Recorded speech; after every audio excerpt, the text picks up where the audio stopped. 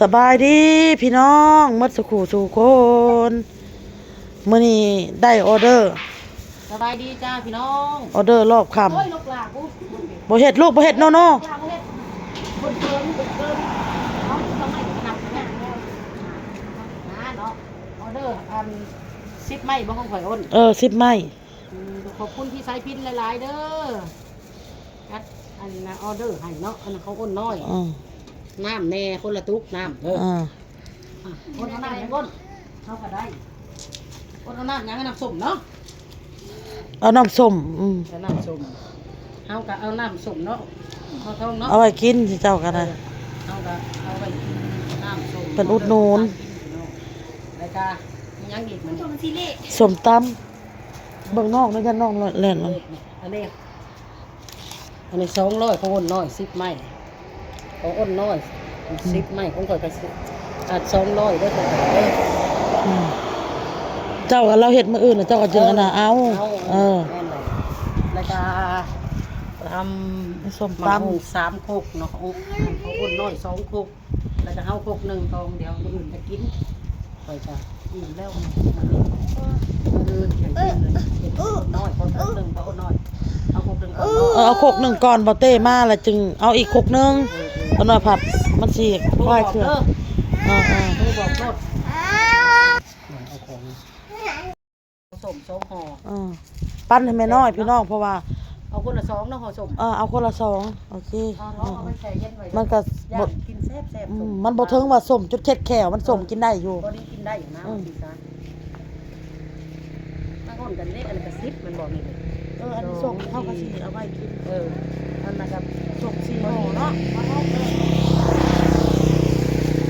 ส้ม4ห่อโอนก็ได้สิเอา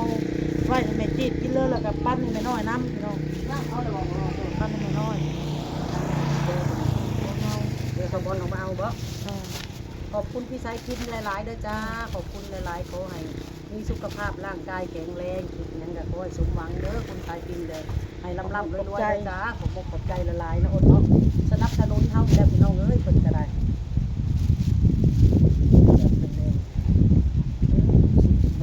กินเขาบักโชคมีใบบุญเนาะเพราะว่านี่แหละร้านหมักประมาณกิน8 10เรือไม้1เอา11ไม้เลยแถมตัวเองจ้ะแถมให้ตัวเองได้อะไรตัวเอง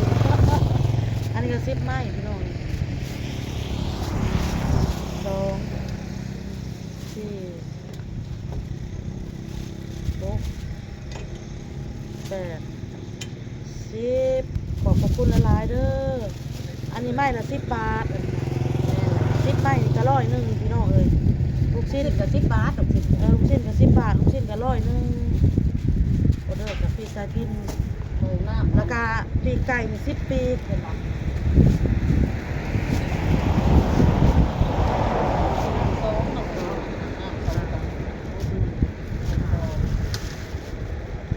เอาโต๊ะเอาหน้าไม่เอาโต๊ะเอ้ย8 9 10โปรแทนเจ้าของบอกเป็นเจ้าของจะเอาไว้เดี๋ยวจะนอนเนาะเอาไปเฮ็ดอันใหม่เลยแม่นเลย2ไว้ตรงๆเลยไว้ตรงๆเลย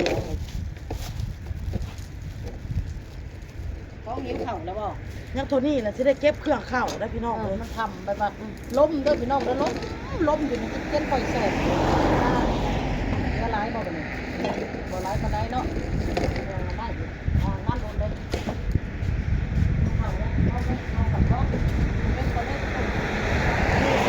เอาไว้กินอันนี้หาออเดอร์จากเรื่อยขึ้นพี่น้องวะออเดอร์จากพี่สายพินมาแล้วพี่น้องเลยขอบมุกขอบใจหลายๆเด้อเด้อโชคให้มานให้ร่ำให้รวยขอประคุณหลายๆเด้อพี่เด้อเจ้าโชคเจ้ามานเฮงๆรวยๆส่ง4ห่อกับ80 บาทเนาะห่อละ20 บาท100อันนี้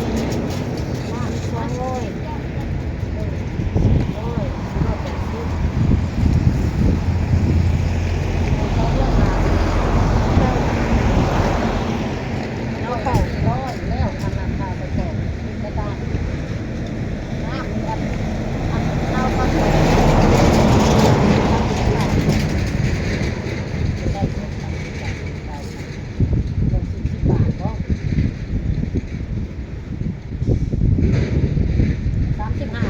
70 บาทเอาอันเอา9 บาท10 พันเลยเท่าไหร่ก็40 บาทหมดเลยเนาะมา40 บาทก็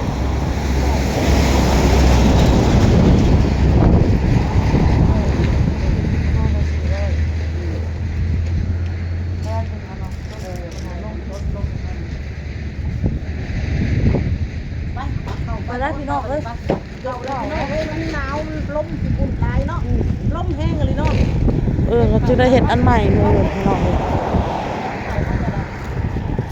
เพิ่นมาเมาหายแล้วก็เก็บเข้าเพิ่นบ่ได้ขายพี่น้องเลยจนเป็นเนี่ยมันคือเงียบเหงาแท้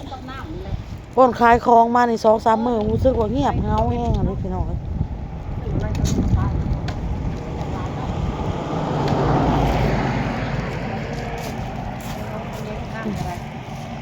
เก็บมันแบบมันเป็นอะไรมันบ่มีคน มันคือมีคนเดียวดิแบบว่าเป็นอะไรเดียวนี่มันลมแห้งหมดเลยอะไรเนาะคนขโมยออกมาให้นั่งห้อนคนขายห้อนรู้ต่อมันลมเนาะรอได้ห้อนได้หนาว ขับบ้านนี่แล้วขับบ้าน หนาวเลยหนาวกับท้ายคนนี้พี่น้องมันหนาวน้ำแข็งกระสือชิดพันเก็บแล้วเก็บไปได้พี่น้องเอ้ยเก็บแล้วเอาเข่าเลยยังกัน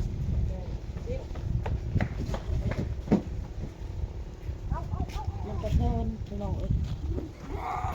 ตูดไก่ก็ยัง10 ไม้เหลือ10 ไม้นี่พอดีละเก็บเข้าเลยพากันเก็บเครื่องเก็บของเข้ามาแล้วพี่น้องเอ้ยเข้ามาห้องเฮือนฮอดซานแหละพี่น้อง ก็คลิปนี้ก็